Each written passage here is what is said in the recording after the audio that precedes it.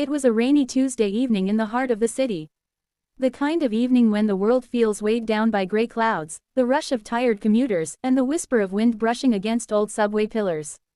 Among the sea of people flowing in and out of the subway station was Daniel, a 27-year-old software engineer, quiet and thoughtful, often lost in the world of books or podcasts as he made his way home from work. He was the kind of person people rarely noticed, but who noticed everything. He watched the small kindnesses, like someone giving up their seat, and the subtle pains others tried to hide. On this particular evening, Daniel was seated at the far end of the subway bench, scrolling through his phone, earphones in, lost in his usual routine. Then he noticed her. She was no older than 22. Soaked by the rain, wearing a designer coat far too expensive for this neighborhood, her mascara slightly smeared, not from the rain, but from tears. Her hands trembled as she clutched a small leather bag close to her chest, glancing around like a bird separated from its flock. Daniel removed one earphone and watched her from the corner of his eye. The subway was busy, but no one really looked at her. People were in their own bubbles, too caught up in their lives to notice a girl who didn't seem to belong. And then it happened. She took a hesitant step toward Daniel, her voice barely louder than a whisper. "Excuse me, my phone died, and I need to call someone. Can I use yours, please?" There was vulnerability in her eyes that cut straight through him. Daniel hesitated, just for a moment. In this age of scams and mistrust, it was easy to say no. But something about her, an invisible force, urged him to help. He handed over his phone, silently. She took it with shaking hands and walked a few steps away, her back turned, whispering into the receiver. Daniel couldn't hear the conversation, but he saw her shoulders shake, saw her wipe away fresh tears. She returned his phone with a trembling, "Thank you," and sat down beside him without another word. He didn't ask questions. Instead, he offered her a bottle of water from his bag. She took it, looked at him, and then, after a long pause, spoke. "My name's Alara. I'm not from around here." Her voice was soft but composed now. She didn't sound like someone from the streets or even someone used to struggle. She sounded refined, like someone who'd spent her life in places far removed from subway stations and street vendors. Over the next 20 minutes, the story she unfolded left Daniel both stunned and intrigued. Alara was the heiress of a multi-billion-dollar business empire.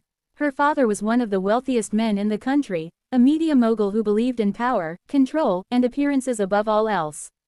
Alara had lived her life in a golden cage, expensive boarding schools, elite circles, endless expectations. But no freedom. Her entire life had been planned out for her. From the college she was to attend to the man she was expected to marry, a polished but heartless financier her father had picked for the merger it would create between their companies. "I never knew what it meant to live," she said, voice cracking. "Everything I did was for their legacy. I didn't choose any of it. Not once." 2 days ago, she had run away. Not in a rush of rebellion, but with a quiet, desperate resolve. She emptied the trust fund card her mother had left her, withdrew cash, and left a note saying she needed to find out who she really was, without wealth, without influence, and without being someone's pawn.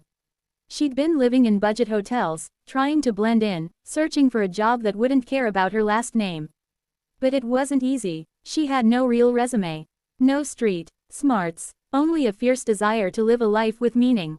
"I just want to know if someone could love me, not for my name or what I have, but for who I am." Daniel listened in silence. He didn't interrupt. When she finished, she looked at him as though expecting judgment. Instead, he said, "I don't know what your world is like. But I do know what it means to want something real." They talked until the last train came. She didn't ask to stay with him. He didn't offer. But they exchanged numbers. Over the next few weeks, Daniel and Alara's lives became slowly intertwined. He took her to the places that brought him joy, the small bookshop run by an elderly couple who offered endless coffee refills, the rooftop of his apartment where stars peeked through the city haze, and the jazz bar on 9th Street where nobody cared who you were, only how you felt when the music started. In return, Alara brought a warmth into Daniel's life that he didn't know he was missing. She laughed freely now, found joy in cooking cheap meals together, and helped teach kids to read at the local community center. For the first time, she was no one. And it felt beautiful. Then came the day the media found her.